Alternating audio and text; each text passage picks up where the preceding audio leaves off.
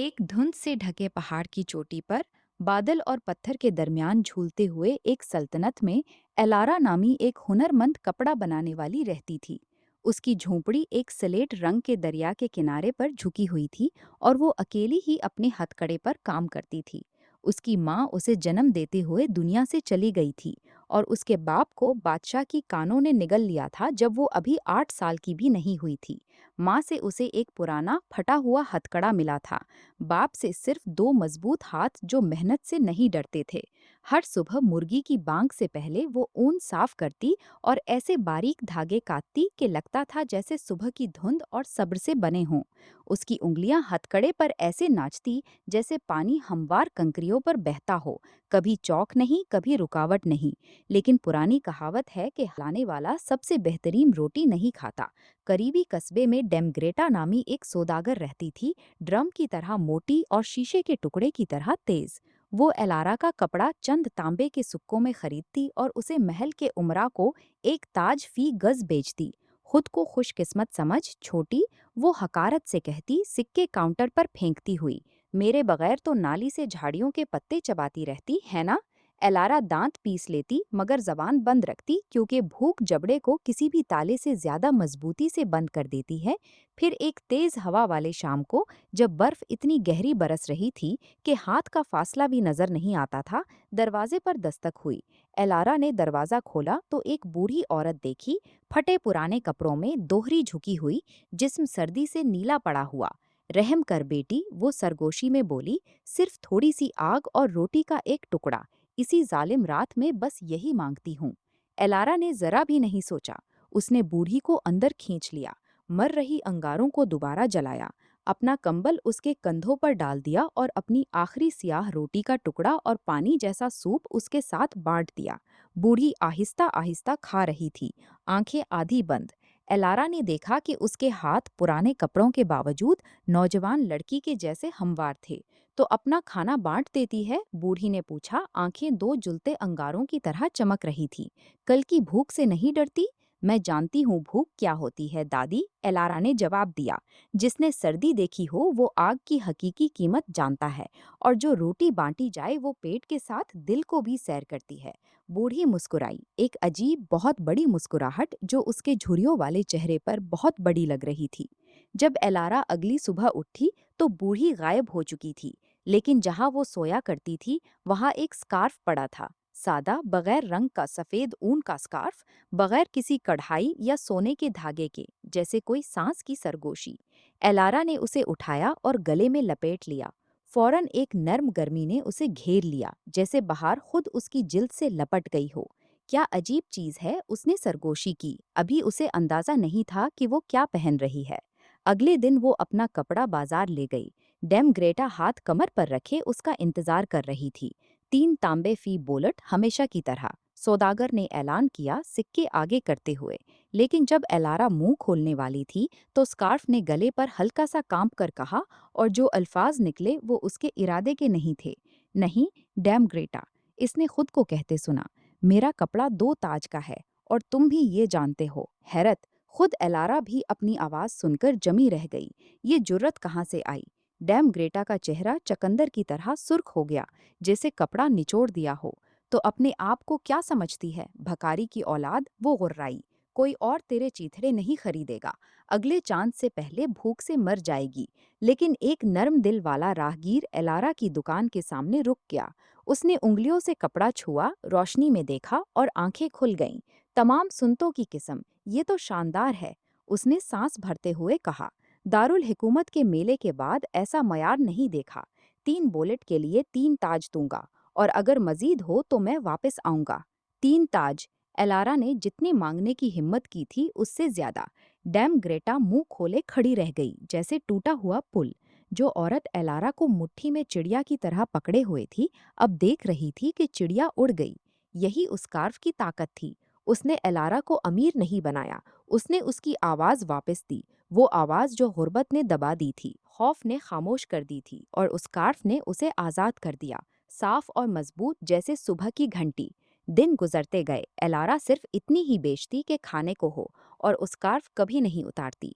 लेकिन क्या किस्मत बढ़ सकती है बगैर गिद्धों को खींचे? डैम ग्रेटा, जिसका कारोबार मुड़ रहा था क्योंकि एलारा अब खुद अपना कपड़ा बेचती थी, काला सा कीना पाल रही थी।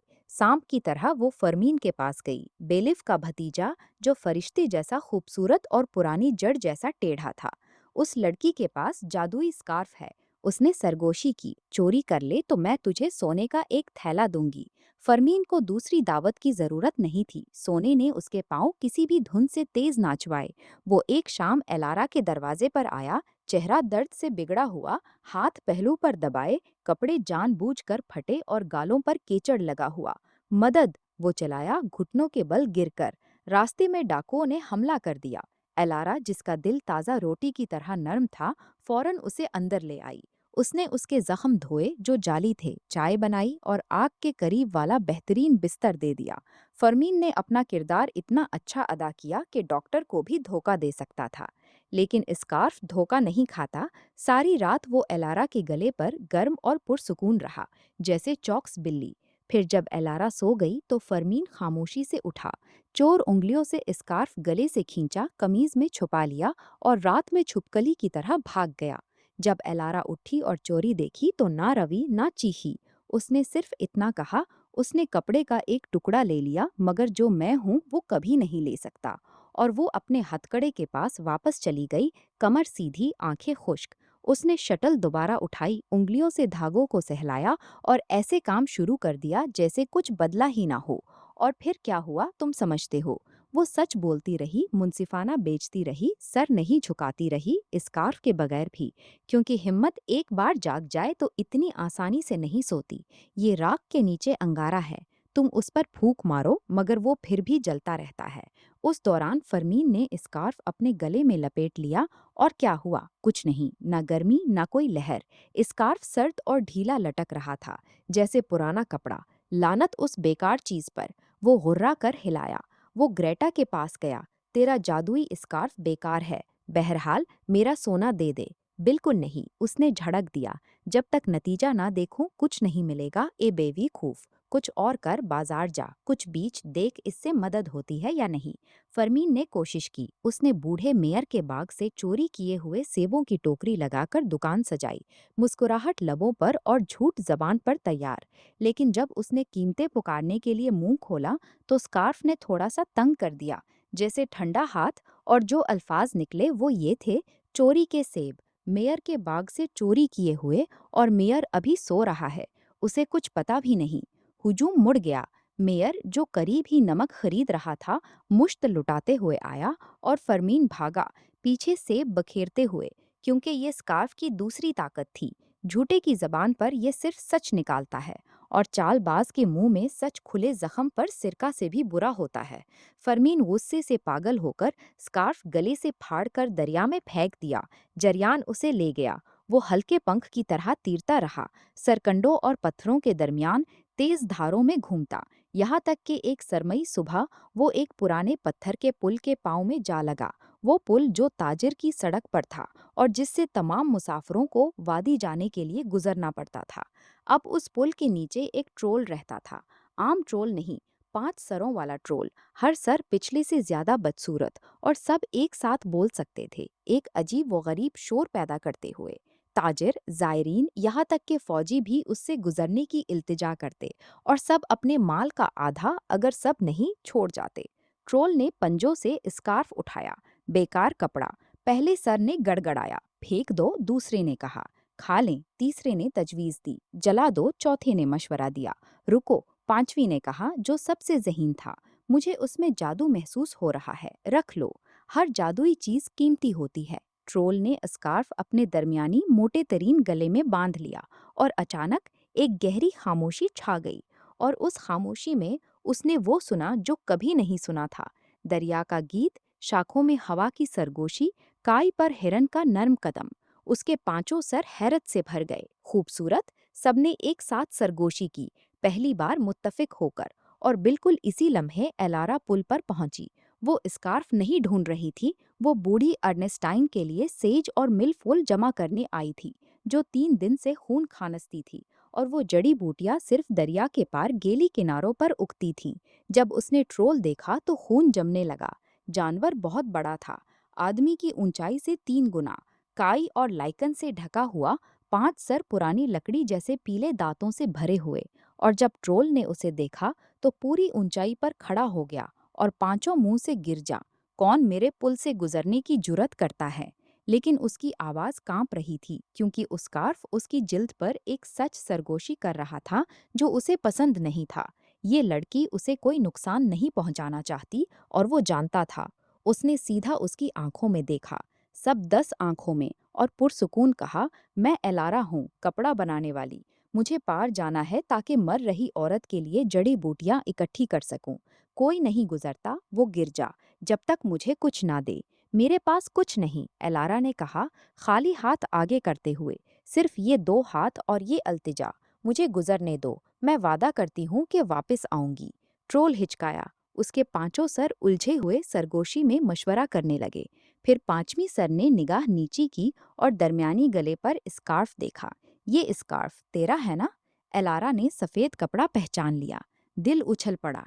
ये मेरा था, हाँ, उसने कहा। मुझसे चोरी किया गया था, लेकिन मैं उसके लिए नहीं आई। ट्रोल लंबे लम्हे खामोश रहा, फिर आहिस्ता से स्कार्फ खोला और उसके सामने कर दिया। ले लो और गुजर जाओ। तुम पहली मखलूक हो जो खौफ से नहीं बल्कि दिलेरी से मुझसे मिली। तुम उसे वापस क्यों दे रहे हो? क्योंकि उसे पहनने के बाद मैं दुनिया को ऐसे सुनता हूँ जैसे कभी नहीं सुना। और मुझे यकीन है कि ये चीज़ सिर्फ तब काम करती है जब आज़ादाना दी जाए। अगर मैं उसे ज़बरदस्ती रखूं तो आखिरकार खामोश हो जाएगी, जैसे हर वो चीज़ जो हम कैद कर लेते हैं। एलारा ने उस स्कार्फ लिया और गले में लपेट लिया। मानूस गर्मी वापस आई, नर्म और सच्ची। फिर वो पुल पार कर गई, लेकिन वादे के मुताबिक वापस आई, और खाली हाथ नहीं। उसने ट्रोल के लिए गर्म सूप का प्याला, ताज़ा रोटी और जंगली शहद का एक बर्तन लाया।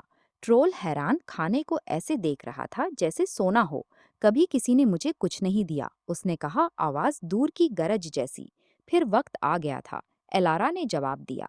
और इसी दिन से ट्रोल दहशत से पुल की हिफाजत नहीं करता था। वो अपनी मर्जी से हिफाजत करता था, लूटने की बजाय गुजरने वालों की हिफाजत करता था। रही डेम ग्रेटा तो उसका हाल अच्छा नहीं हुआ, क्योंकि मेयर बाजार में जलील होकर अपने चोरीशुदा सेबों की शिकायत करने की हिम्मत कर चुका था। फरमीन से पूछ गुछ हुई और उसकी जबान उसके किरदार की तरह कमजोर, कैद की धमकी पर जल्द ही खुल गई। उसने सब कुछ एतराफ कर लिया। उस स्कार्फ की साजिश, एलारा से चोरी, वादा किया गया सोना, और पूरी कहानी में ग्रेटा का किरदार। बेलिफ ने सौदागर का सारा माल जब्त कर लिया, उसके कपड़े, उसके संदूक, उसकी सुर्ख झरोकों वाली दुकान और फर्श के नीचे छुपी शहद की जखीरा। और उसे गांव के कपड़ा बनाने वालों की खिदमत में 7 लंबे साल ऊन काटने की सजा दी। कहा जाता है कि उसके हाथ जो सिक्के गिनने और काउंटर थपड़ने के आदी थे, तकला सीखने में 3 पूरे महीने लगे। और हर शाम वो अपने लालच को कोसीती, जो हिकमत से बहुत देर से तारुफ है।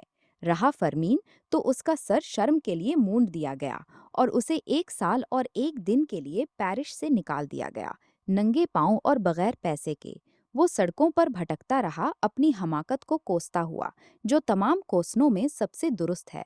और एलारा, एलारा कपड़ा बनाती रही। उसके कपड़े पूरे मुल्क में मांगे जाते थे, क्योंकि उनमें वो मयार था जो कोई और बनाने वाला नहीं ला सकता था। एक नरमी जो जिस्म को लपेटती और रूह को तस्कीन देती, और एक हल्का चमक जो चांदनी में मध्यम सी चमकती मालूम होती, जैसे हर धागा उस हाथ को याद रखता हो जिसने उसे गुजारा। लेकिन क्या तुम समझते हो कि कहानी यहाँ खत्म हो जाती है? शोहरत एक हवा है जो दूर तक चलती है, और ये हवा बादशाह के कानों तक पहुंची। उसने एक कासिद भेजा ताकि शाही चौगा बनवाया जाए। एलारा ने एक चौगा बनाया, सफ़ेद जैसे बर्फ, नर्म जैसे सरगोशी। दिन रात उस पर लगाए, हर धागा चुनते, हर गिरा सोचते हुए। और जब मुकम्मल हुआ तो वो ऐसे चमका जैसे चांद ने खुद उस पर अपना अक्स छोड़ दिया हो। उसने उसे दरबार भेज दिया। जब बादशाह ने उसे पहना तो उसने ऐसी गर्मी महसूस की जो अपनी माँ की मौत के बाद कभी नहीं महसूस की थी। गर्मी कपड़े से नहीं, बल्कि गहरी जगह से, जैसे पुराने संदूक में मिली हुई भूली हुई याद। उसने एलारा को महल बुलाया, नौकर की तरह नहीं, बल्कि ताज की मास्टर व्यूअर की तरह। कहा जाता है कि एलारा ने एक शर्त पर कबूल किया कि सल्तनत का हर कपड़ा बनाने वाला मुनसिफाना कीमत पर अपना कपड़ा बेच सके। बगैर उसके के सौदागर उनके हाथों के काम से फायदा उठाएं, क्योंकि अगरचे ग्रेटा सजा पा चुकी थी, मगर उस जैसे और लोग अब भी कस्बों में फल फूल रहे थे, और एलारा ये किसी से बेहतर जानती थी। बादशाह उसकी दलेरी से हैरान पूछा, तुझे बादशाह से इतनी खुलकर बात करना किसने सिखाया? और एलारा ने गले पर सफेद स्कार्फ को छुआ और जवाब दिया, भूख ने जनाब, और एक बूढ़ी औरत ने जिसे मैंने एक बर्फीली रात में पनाह दी। बादशाह मुस्कराया और उसकी हर दरखास्त मंजूर कर ली। कई साल बाद एक सर्दी की शाम को एक बूढ़ी औरत ने दोबारा एलारा के दरवाजे पर दस्तक दी। एलारा अब एक खूबसूरत पत्थर के घर में रहती थी, मगर हमेशा चूल्हे के पास रोटी और सूप रखती थी। उसने दरवाज़ा खोला और वो चमकते अंगारों जैसे आंखें पहचान लें। तुम हो, उसने सरगोशी की। बूढ़ी ने वही बहुत बड़ी मुस्कुराहट दी। मैं देखना चाहती थी कि तुमने मेरे तोहफे का क्या बनाया। मैंने उसे कभी नहीं उतारा, एलारा ने जवाब दिया, स्कार्फ को छूते हुए। मैं स्कार्फ की बात नहीं कर रही, बूढ़ी ने कहा। मैं तेरी आवाज़ की बात कर रही हूँ। स्कार्फ ने तुझे कुछ नहीं दिया जो तेरे अंदर पहले से नहीं था। उसने सिर्फ तुझे याद दिलाया कि तुझे बोलने का हक है। फिर बूढ़ी बर्फ में गायब हो गई, बिल्कुल पहले की तरह, और एलारा ने दरवाज़ा बंद किया, दिल भरा हुआ और आंखें रोशन, क्योंकि अब वो जानती थी कि हकीकी जादू कभी चीज़ में नहीं होता, वो उसमें होता है जो उसे इस्तेमाल करने की जुर्रत रखता है। और अगर ये कहानी तुम्हें छू गई हो, अगर तुमने वो गर्मी महसूस की हो, तो बराहे करम उस वीडियो को लाइक करो, कमेंट छोड़ो, और अगर अभी तक सब्सक्राइब नहीं किया तो स्टोरी बॉक्स टेल्स को सब्सक्राइब कर लो।